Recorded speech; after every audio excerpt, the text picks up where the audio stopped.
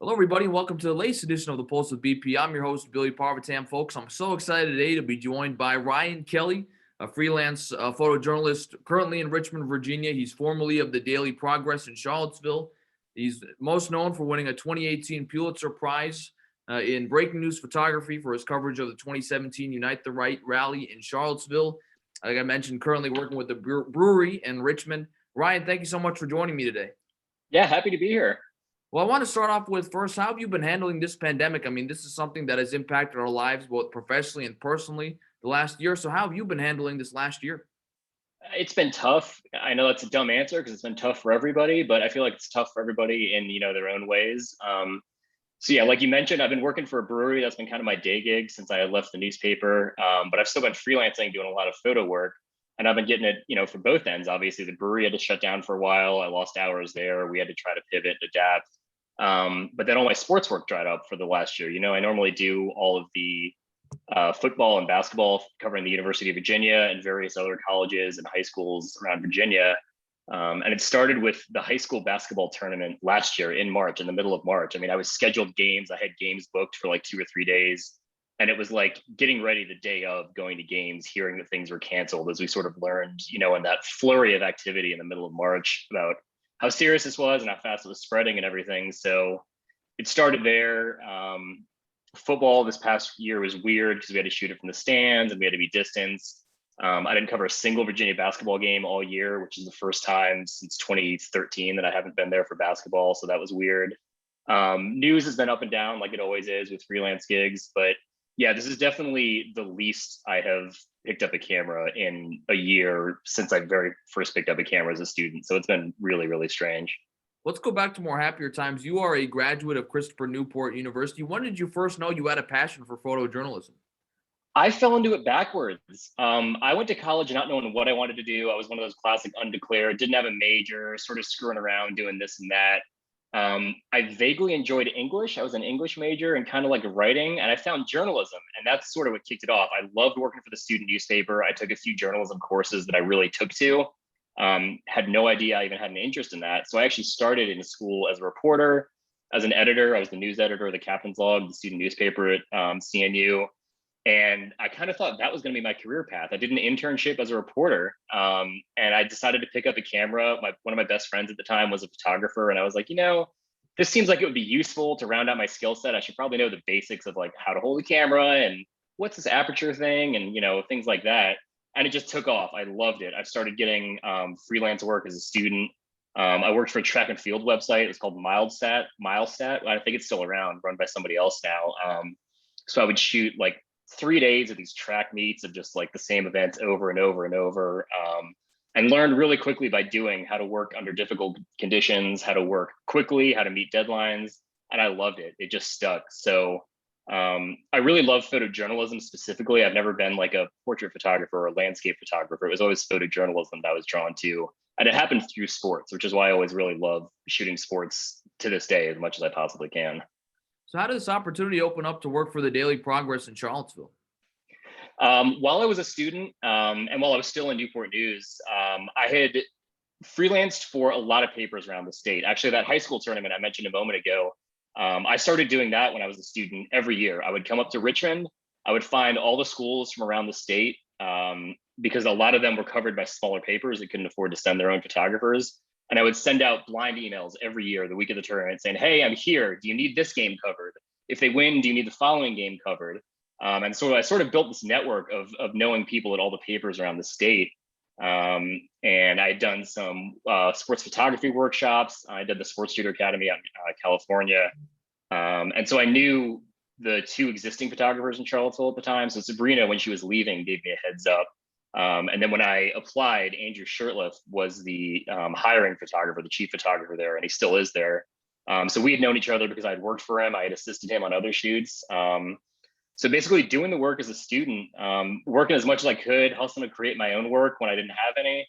And then having that network to reach out to was really helpful. I'd also done some internships at the Daily Press, Newport News. I'd interned with the university and the public relations department. So I was always just trying to work my way up. But once I discovered journalism, I knew I wanted to work for a newspaper. Of course, you're most known for your coverage of that unfortunate rally back in 2017. I mean, I have to ask you, what do you remember about that day? And I've read that, the Daily Progress was really preparing for that day because, it was in the news that this was going to happen. And so there was a lot of preparation that went into covering that day. Definitely. So I started at the newspaper in 2013, and this was in August of 2017. So I'd been there for 4 years at that point. It's a small paper and it's a relatively small town. It's a pretty tight-knit community. So we were pretty familiar with everything that was going on and led to that. For a lot of the country and the world, they saw it as this one violent, shocking moment, or even the people who were paying close attention might have seen it as like this weekend of insanity. But we'd seen this building for months, even years leading up to it. A lot of the people involved, we'd been covering the stories of little local news here and there where we might have been the only folks there, or us and local TV and the alt weekly, things like that. Nothing that ever got national attention. So when all of a sudden the weekend of August 11th and 12th was getting all this attention from all over the place, it was just sort of an extension of the coverage that we'd been doing just in the nature of doing day-to-day news work for months or a year or more at that point. So we had a plan. We had a small dedicated team, and we were just out there doing the work, I think, like any group of journalists would have been. How do you process that moment? I mean, obviously, people remember now that enduring image of that unfortunate, car accident that happened. I mean, I was even reading that you said that, had you not stepped onto the sidewalk a moment before that happened, you might have been part of that unfortunate incident. I mean, how do you just process that? You take the picture and then, I mean, does it take a while for you to process what just happened? I mean, how do you just kind of handle that whole moment? Yeah, it absolutely takes a while. I think because it happened so quickly and so unexpectedly is part of the reason I was able to do my job in that moment, weirdly, because I didn't know it was coming. It had been violent and chaotic all day. For a quick timeline of the day, we got there first thing in the morning where counter protesters were in the street. It started with clergy like singing and praying. And then groups started coming on both sides of things. They started clashing in the streets. They got into the park, fights back and forth. And it got pretty gnarly. I mean, there were people throwing stuff, fighting. We saw video after the fact that I hadn't been aware of flamethrowers and gunshots and all this crazy stuff. And the police actually declared it an unlawful assembly and sort of sent people on their way. And that was still hours before the car attack. So in a sense, it almost felt like the news of the day was over and we were just hanging out just in case anything else happened to see sort of the reaction of the city. So my guard actually wasn't up in the way it was earlier in the morning when I was in the mix with all the crowds and stuff. I just happened to be crossing the street because I saw a crowd of counter protesters who were marching, celebrating almost. They were happy that they felt like they had driven out these far fringe right agitators, and they were happy, and there wasn't any sort of back and forth action at that point. So to get ahead of them, just to get a picture of this crowd marching up the street, I crossed the street, took some photos from the middle of the street, crossed over to the far sidewalk, and the car came from behind me, so I couldn't even see it coming. So it just happened to speed past me just a few seconds after I got onto the sidewalk. So not seeing it coming, I had two cameras on my shoulders. I picked up the one with the long lens, just followed the car, tried to focus and mash the shutter down. I took something like 80 or 90 pictures in that sequence in the span of maybe 20 or 30 seconds. And it was just pure reaction. It wasn't like I was composing intentionally or looking for anything happening in particular. It was just, I saw a blur rush past me. I heard the car engine and I sort of smelled the burning rubber. And it was just purely reacting to that. And I think because of that, because I didn't have a moment to stop and take it all in, and then it was chaos for the rest of the day, obviously, it was really in the days and the weeks after when I processed it. It certainly wasn't in the moment or in that day at all.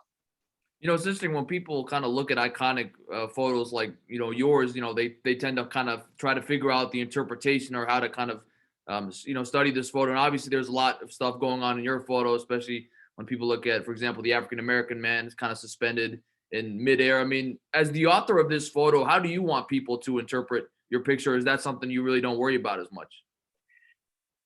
I think, part of the job of daily journalism is that it's daily. You're covering something, you're publishing it, and then you're moving on.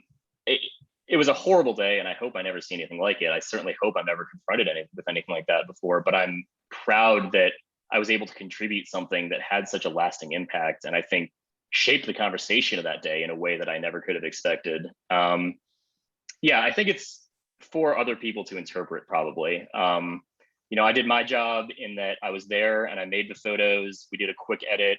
We ended up publishing 5 or 6 different photos from that sequence.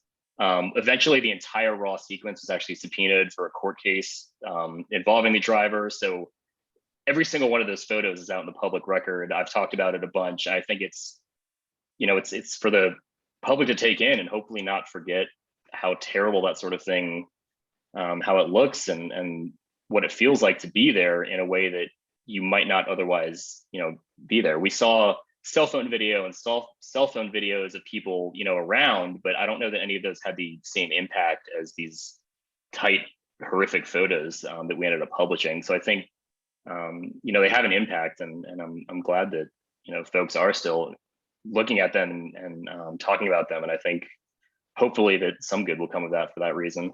And I was going to go there because you won the 2018 Pulitzer Prize, for this photo. I mean, how was it like to process that moment? Because obviously, it's something that you were honored for, but it's also for, capturing a moment that's so tragic. I mean, is it kind of hard to process something like that?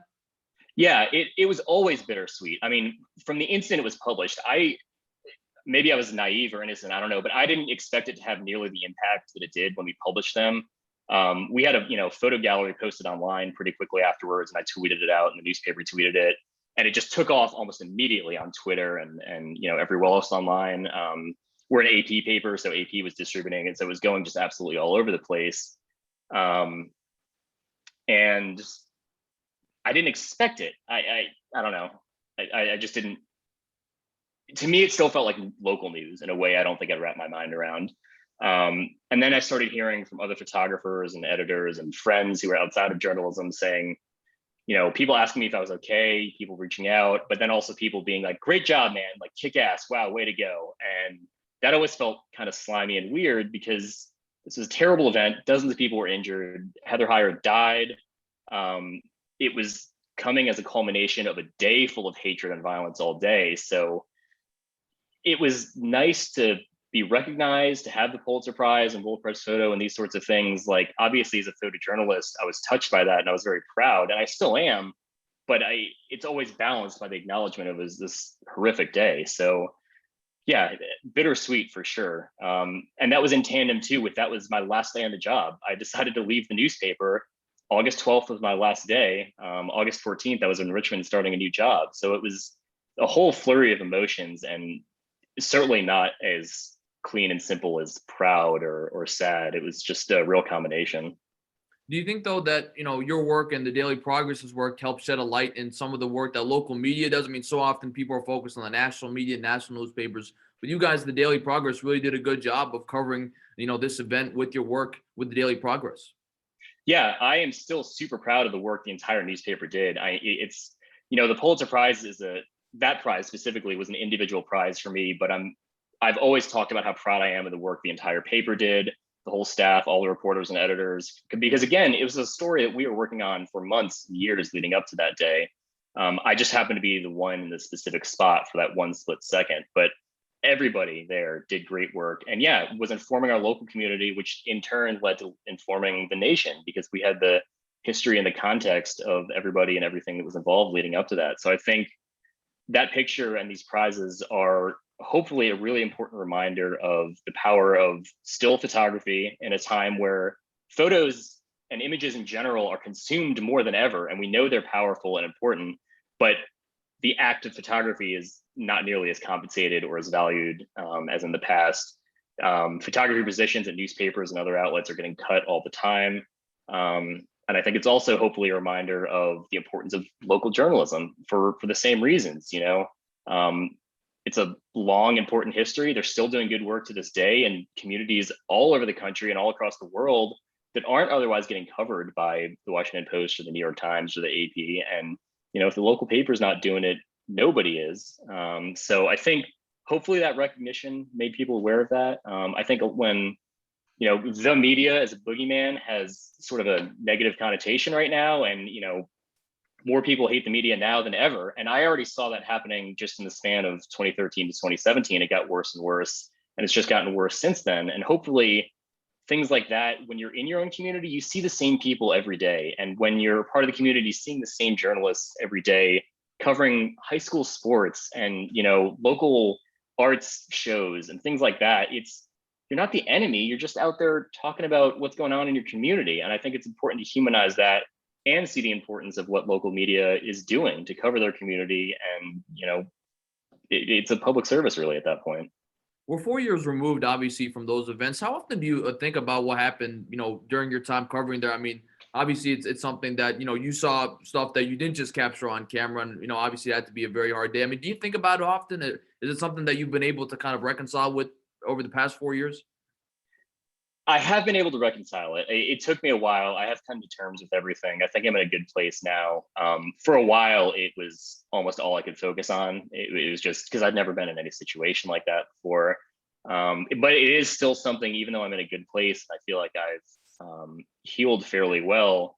I still think about it almost every day. Either I'll see something on Twitter or in the news, it'll spark a memory, or I'm still friends with a lot of the reporters there, and a lot of the folks that we all worked with together still keep up with each other. So it's not like I'm focused on it, laser focused all day, every day, but hardly a day goes by where I don't think of it, at least at some point, as a passing thought during the day. I think it'll always be with me. So you obviously, currently are working as a digital and social media coordinator for a brewery based in Richmond. As you mentioned, you left your job at the Daily Progress. What, made you decide to make that transition? Obviously, as someone who still has a passion for photojournalism. Yeah, I do. It's hard work. As important as I think it is, the act of doing that local community journalism is tough. It's a high stress, not very well paid, not a great schedule. It's a grind. And I was passionate about it, and I still am, and I love the job, and I'm still very glad I did it. Like I said, I'm still close with a lot of the folks there, but after 4 years, I was burnt out. I needed a break. I got married in 2016. My wife was working for a company based in Richmond, so she'd been working from home the whole time.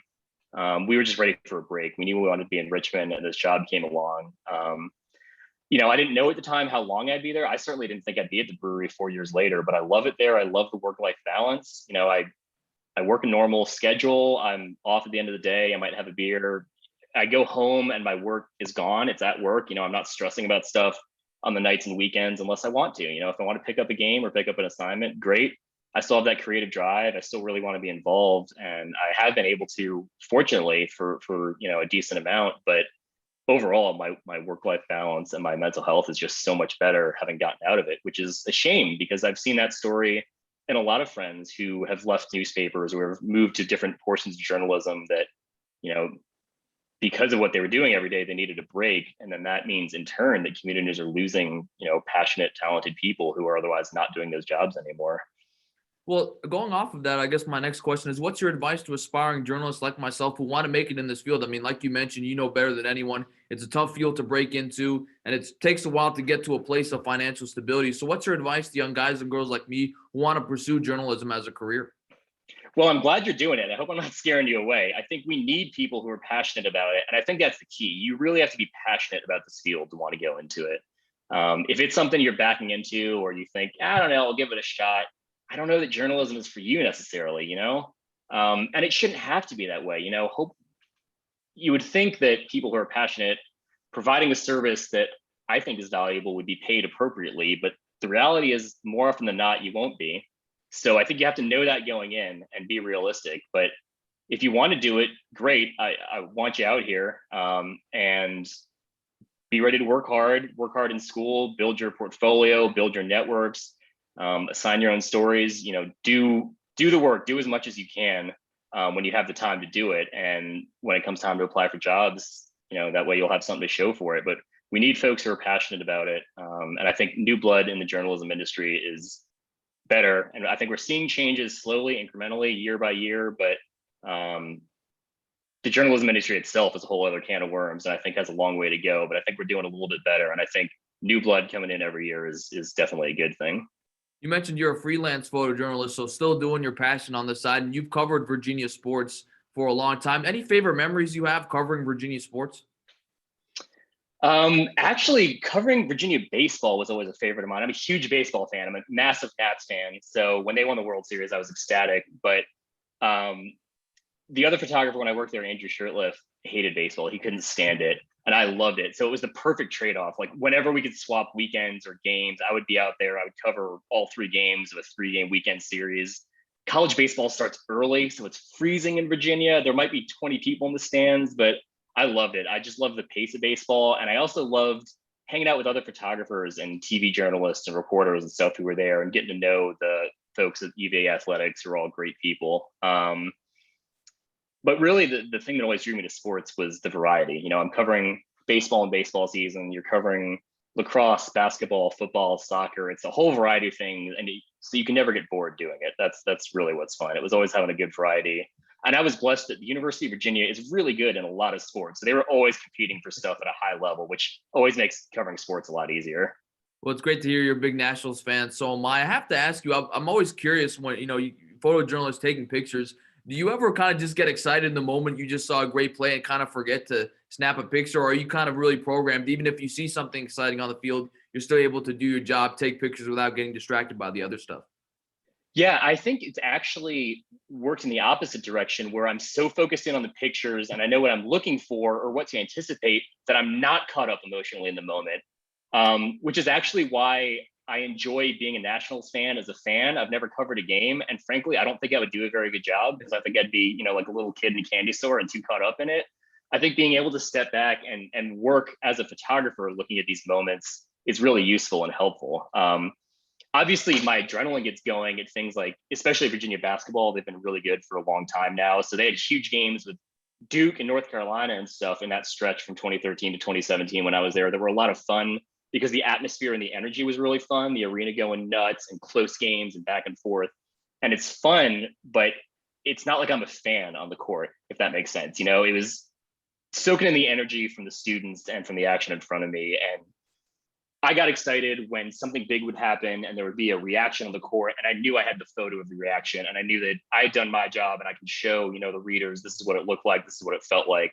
That was what it was always exciting to me, and why I still really love covering sports.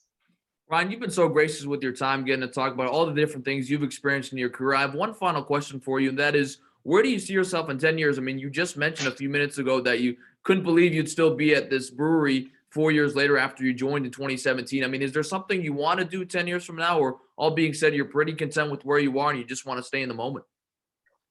I think it would be foolish for me to try to predict 10 years from now, because 10 years ago, I was, a novice photographer. I was in my first year at a job at a newspaper in a town I had just moved to. There's no way I could predict 10 years from now what would happen in that time span. So looking ahead another 10 years, we just got through a pandemic. I'm not even going to pretend to predict what 1 year from now is going to look like. We'll see. I hope there's still a camera in my hands. I hope I'm still involved in photography some way. But beyond that, I won't even pretend to make a prediction. Ryan, this has been such a great pleasure getting to talk to you about your career. Thank you so much for providing your insight on so many things. It's just really been so much fun talking to you today. Happy to do it. Good luck with everything out there. It's a tough journey in journalism, but it's worthwhile, I promise. Thank you so much to Ryan Kelly, the 2018 Pulitzer Prize winning photographer, still does freelance photography journalism on the side. This has been the latest edition of The Pulse with BP. I'm your host, Billy Parvitamp. Thanks so much to everybody for joining us, and we'll see you next time.